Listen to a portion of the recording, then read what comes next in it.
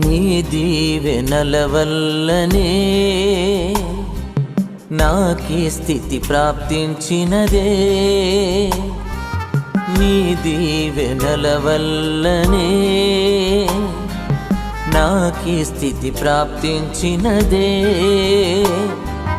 నా శక్తియుక్తితో ఇది సాధ్యపడదే, నా శక్తియుక్తితో ఇది సాధ్యపడదే. ఈ ఘనతంతా యేసు నీదే, ఈ ఘనతంతా యేసు నీదే. కరుణించి నీవే క్రియ చేసినావే,